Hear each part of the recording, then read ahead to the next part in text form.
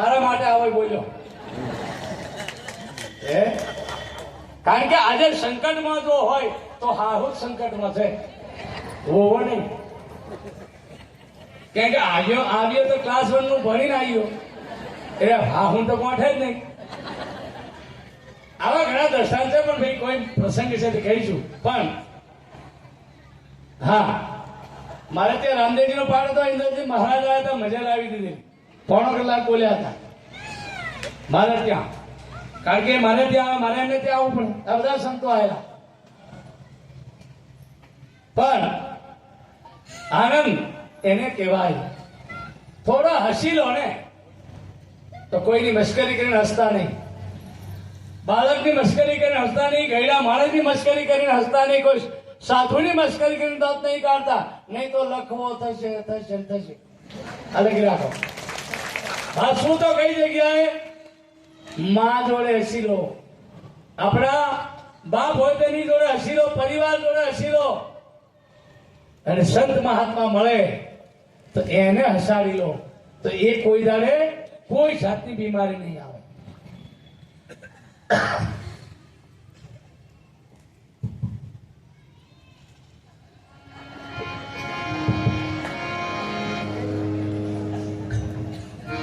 હું વિચાર કરું ભજન કરી બોલું કે આવ્યા વગાડે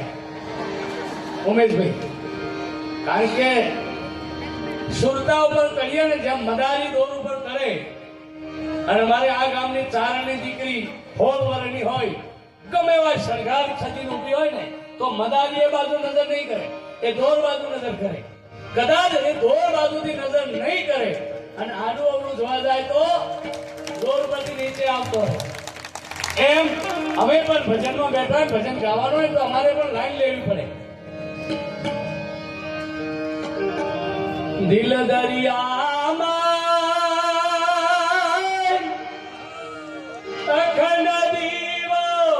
દીઠા વિના મારું મન ડોલે એ ભ્રાંતું ના ભૂલાનાર ભાવ ભાવ ભટકે મારા સદગુરુ વિના તારો કોણ ખોલે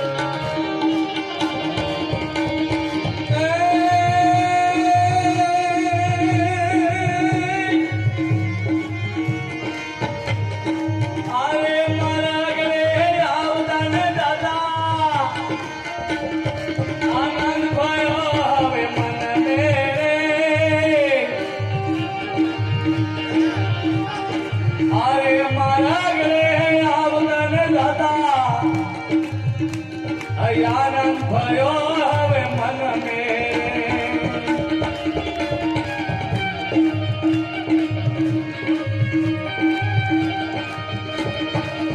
આનંદ ભયો હવે મન મે એક તો ભજનની રીત છે પેટી વાળો આ ખૂણે તબલા વાળો આ ખૂણે બેંજા વાળો પેલે ખૂણે હું આ ખૂણે આ ઊંટે બેહીને સોનો વેણાય ગઈરની કહેવત છે